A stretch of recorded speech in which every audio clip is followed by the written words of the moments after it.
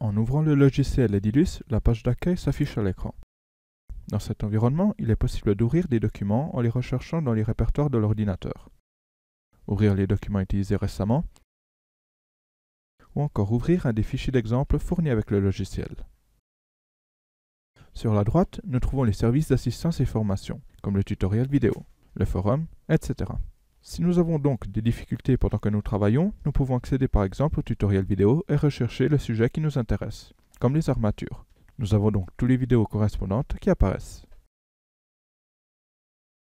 Depuis la page d'accueil du logiciel, il est également possible de créer des nouveaux projets. Le logiciel nous demande tout d'abord de choisir la norme de référence pour le calcul. Ensuite, nous choisissons le type de bâtiment.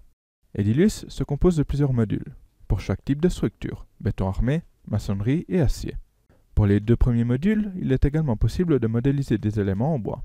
Ensuite, toujours pour les deux modules de béton armé et maçonnerie, il est possible d'indiquer si nous travaillons sur une nouvelle structure ou une structure existante.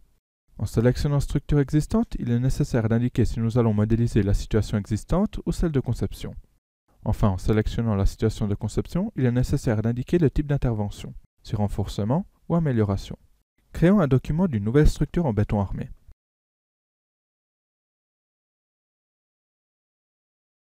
Voyons un peu l'environnement de travail. Au centre, nous avons les vues de projet.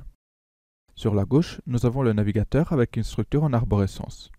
Depuis les différents nœuds, il est possible de visualiser les plans des niveaux, d'ouvrir la vue 3D, d'accéder à l'archive des éléments du logiciel, donc visualiser les sections pour poutres et poteaux, les matériaux, les terrains, etc. Une fois le calcul de la structure effectué, des nœuds supplémentaires s'activent pour visualiser les coffrages, les armatures et les documents comme la relation de calcul, la relation géotechnique, etc.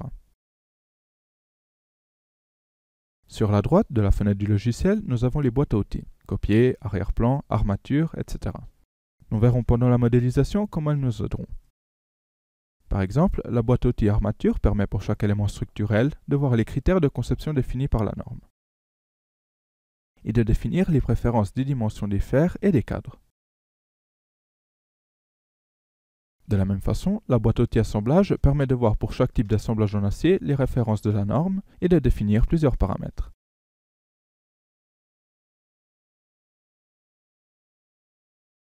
En haut, au contraire, nous avons le ruban multifonction, avec les menus Fichier, Dessin, Calcul, et dans chaque menu, nous avons des fonctionnalités spécifiques. Par exemple, dans le menu Dessin, nous avons tous les outils pour insérer les éléments structuraux du projet. Edilus utilise un système de saisie à objets paramétriques. Cela signifie que chaque objet que nous allons insérer dans le projet contient toute une série d'informations nécessaires à effectuer l'analyse structurelle.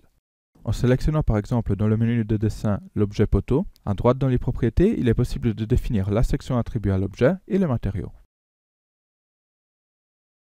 Naturellement, ce que nous voyons dans les propriétés sont uniquement des descriptions. Si nous accédons à l'archive du logiciel, dans le navigateur Nœud éléments, section poutre et poteau, et en sélectionnant la section 30 par 50 attribuée précédemment à l'objet, nous voyons dans les propriétés toute une série de caractéristiques qui sont calculées automatiquement par le logiciel.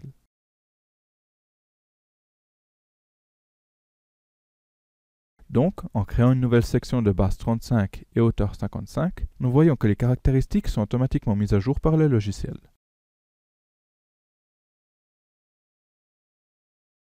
Retournons donc dans le plan, insérons un poteau et affectons-y la section 35 par 55 à peine créée.